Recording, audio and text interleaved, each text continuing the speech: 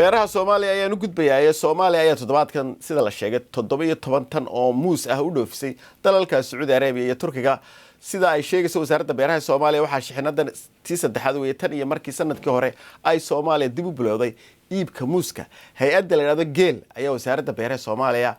ka caawiso gacan ka siisa sidii loo kobcin lahaa wax soo saarka beeraha iyo kalluumaysiga Dr. Ibrahim Dhaqan Cali ayaa hay'addaasi ka tirsan beeraha horumarinaysa ee geel دكتوركو خدك أيوم مقدشة توصل جترا سود وو بالنوفا فاهي سيدا يكسر تك الشيء إن موسكن لأنه في وضمان ذا سلكيو. السلام عليكم أولا الواد ما سنتهي هذه بعد البي بي سي الصومالي سيرفيس أدباد ما سنتين وهرت مركورينا كوسحان ربا مشروع جيل ومشروع كوبعية جناحسية iyo shaqo abuurka iyo ila nololeedka wuxuu kobciyaa ganacsiga beeraha xoolaha iyo kalluumaysiga iyo ka faa'iideysiga tamarta dabiiciga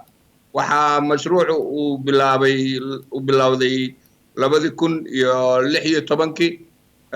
wuxuu kobcinayay inta uu soo noolaynta mooska gaar ahaan silsilada kobcinta mooska sida ogtaaba mooska Soomaaliya waxa u bilowday 1920 ilaa 30 ayaa waxa keenay waddanka gumaystiga Talyaaniga ah ayaa keenay si uu suuqiisa moos u siiyo waagi waxa dhacday marka dawladnimada markay bilaabatay ilaa xilligii burburka mooska Soomaaliya aad u kobcay wuxuu ahaa waddanka kaliya Afrikaanka ee mooska dhoofi jiray Soomaaliya Yurub iyo gacanka Carabta iyo laga yaqaanay oo mooskan uu yahay markay noqoto dhadhanka markay noqoto caraftiisa markay noqoto sida uu muuqaalkiisa intaba wuxuu ahaa laakiinse imika 17 tan baa la dhoofiyay baa la 17 tan ma badna sideebay hay'adda geel ee mashaariicda caawisa iyo dawladda sideebay ku suurta gashay waxay ugu suurta gashay waagi hore waxaa jiray 140 beeraleeya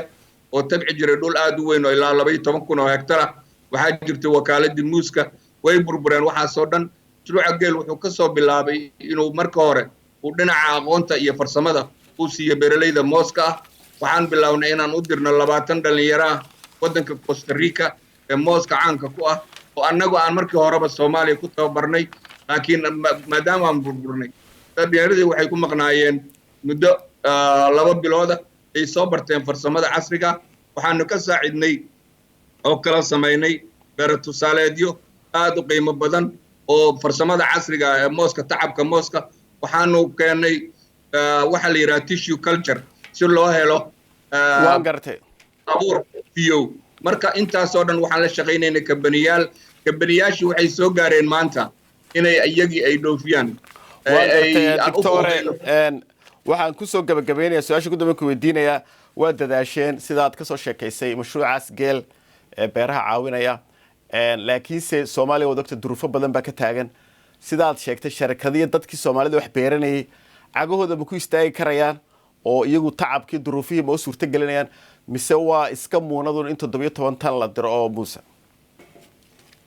wallahi ma aha waxyaabo badan aan ka qabanay dhinaca waraabka waxaan ka qabanay dhinaca aqoonta waxaan ka qabanay dhinaca farsamada habka casriga ee loo tabca mooska shaqaale badan aan gelinay khubaro badan aan keenay waxay marayaan maanta heer ayagu maartay intay isku duwan oo 6 beerood intay isku duwan ay ayagu markaa dhoofiyaan oo ay contract la galaan waxaa meesha ka muhiim ah wasaaradda beeraha iyo hay'adihii oo hadda soo nooleynaysa wakaaladii muuska marka haddii la helo tasiilaadkii ugu dambeeyay annaga wax badan baan soo qabanay waxay markaa ay muhiim ah in beeraleydu ay habka tacabka casriga ay qaataan kabacdina group ahaan ay u dhigeen waayo mooska waxaa dhoofi jiray kabani weyn oo Soomaali taa la dhihi jiray oo Talyaani iyo Soomaali iyo beeraleydu dawladdu intaba ay saamilay ka ahaayeen waa in la soo helay waa in la soo nooleeyaa waxyaabihii muhiimka tasiilaadka laakiin geel way soo gaarsiisay heer tijaabo ah ka baxay oo la dhoofiyo mooski Turkiga la geeyay Sacuudiga la geeyay insha Allah ta'ala waxa la geey doonaa meelo badan oo gacanka carabta kamid ah dalabyada way jiraan aad baan kaaga mahad celinayaa waraysigaasi doctor dhaqan oo iga soo biiray waa magaalada muqdisho oo ka tirsan ururka geel